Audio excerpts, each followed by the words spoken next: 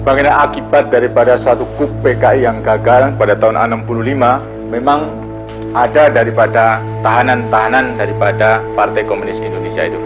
Golong B adalah mereka yang salah, akan tapi mengenai bahan pembuktian untuk diajukan pada pengadilan kurang meyakinkan. Memasuki tahun 1980-an, sorotan dunia internasional memaksa pemerintahan Orde Baru Soeharto melunak dalam memperlakukan tahanan politik. Secara bertahap, mereka yang dipenjara di Pulau Buru mulai dibebaskan.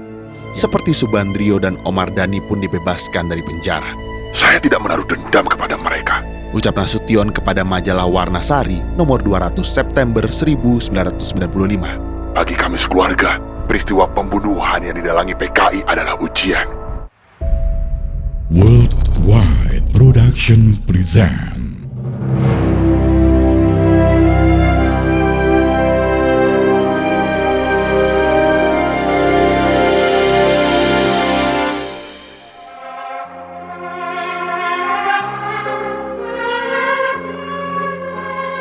Bulan Oktober 1965 menjadi hari yang kelabu untuk TNI.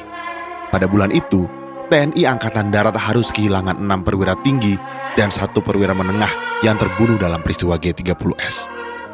Jenazah mereka ditemukan dalam sumur tua yang berada di Desa Lubang Buaya, Jakarta Timur. Dengan penuh haru, Jenderal Abdul Haris Nasution melepas jenazah koleganya menuju Taman Makam Pahlawan Kalibata. Rekan-rekan, adik-adik saya sekalian, saya sekarang sebagai yang tertua dalam TNI yang tinggal bersama lainnya akan meneruskan perjuangan kamu, membela kehormatan kamu sebagai pahlawan. Menghadaplah kepada asal mula kita yang menciptakan kita, Allah Subhanahu wa Ta'ala, karena akhirnya dialah panglima kita yang paling tertinggi, ujar Nasution yang kala itu menjadi Menteri Pertahanan merangkap Kepala Staf Angkatan Bersenjata dalam upacara pemakaman di Mabes Angkatan Darat. Selain rekannya sesama anggota TNI, Nasution juga kehilangan anak bungsunya, Ade Irma Nasution, yang tertembak pada malam penculikan gerakan 30 September. Butuh waktu lama bagi Nasution untuk memulihkan diri dari trauma setelah peristiwa kelam itu.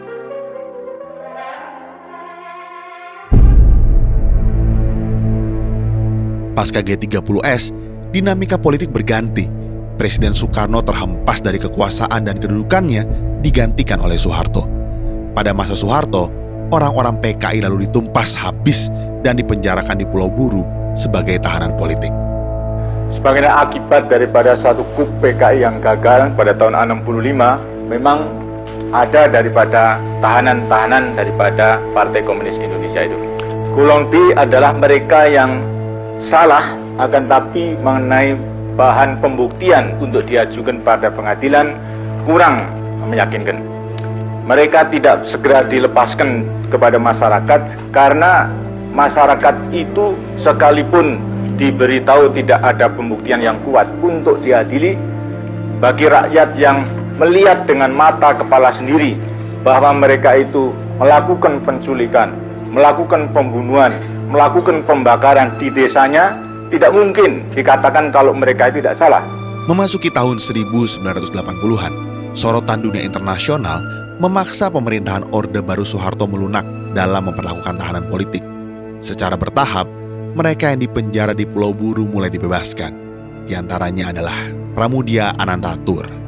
Pada 1995, tahanan politik kelas A yang menurut pengadilan Mahmilub terlibat dalam G30S seperti Subandrio dan Omar Dhani pun dibebaskan dari penjara. Saya tidak menaruh dendam kepada mereka, ucap Nasution kepada majalah Warna Sari nomor 200 September 1995. Bagi kami sekeluarga, peristiwa pembunuhan yang didalangi PKI adalah ujian. Nasution menceritakan pada suatu hari para eks-tahanan politik Pulau Buru berkunjung ke rumahnya. Mereka datang untuk meminta maaf atas kesalahan di masa silam. Pada masa Orde Baru, isu tentang bahaya laten PKI kerap dihembuskan, terutama yang berkaitan dengan pembebasan tahanan politik dari Pulau Buru. Mereka dikhawatirkan akan mampu menggerakkan kader-kader PKI bawah tanah serta menghidupkan kembali partai terlarang. Kecurigaan itu menguat pada sosok Pramudia Anantatur yang dulu vokal dalam Lekra organisasi kebudayaan di bawah PKI. Nasution menyatakan bahwa sudah bukan waktunya lagi menggarap orang-orang ex-PKI berbahaya. Orang seperti Pram akan salah kaprah bila dianggap mengancam ideologi Pancasila. Saya tidak melihat kekuatan itu ada pada Pramudia. Pram itu hanya tokoh sastra, bukan untuk revolusi. Kewaspadaan itu harus, tapi jangan berlebihan. Ujar Nasution dalam Warnasari. Pandangan Nasution terhadap Bung Karno pun turut berubah. Semula, Nasution menduga bahwa Soekarno adalah dalang G30S yang berusaha menculiknya. Dugaan itu berdasarkan fakta bahwa yang menjemput paksa Nasution di rumahnya adalah Cakrabirawa, pasukan pengawal kehormatan presiden. Insiden penculikan itu menyebabkan Ade Irma Nasution tertembak secara tidak sengaja. Namun, dugaan keterlibatan Soekarno dalam G30S menguap begitu Nasution membaca laporan Tim Pemeriksa Pusat atau TPERPU. Dalam memoarnya, memenuhi panggilan tugas jilid 9 bagi pejuang tiada tugas akhir dan akhir tugas. Nasution menyatakan bahwa Bung Karno tidak dapat digolongkan sebagai penggerak langsung atau dalang ataupun tokoh G30S PKI. Nasution membuat kesimpulan tersebut setelah dirinya dipertemukan dengan orang-orang yang terlibat G30S dan memperoleh keterangan dari mereka. Saya berangsur-angsur melanjuti interogasi pelaku dan saksi-saksi yang juga dari lingkungan presiden. Maka akhirnya, saya tidak yakin bahwa beliau terlibat dalam komplot pembunuhan terhadap kami.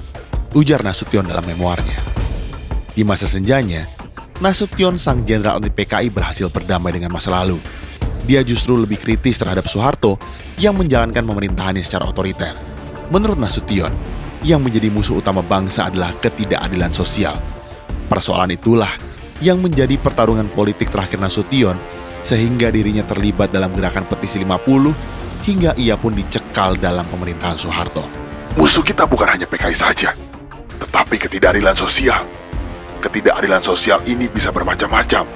Misalnya, ucapan yang tidak serasi dengan perbuatan, gemar membuat killing ground, menjebak orang lain tanpa salah, gemar menyebarkan fitnah terhadap orang yang tak bersalah. Ucap Nasution kepada Warnasari.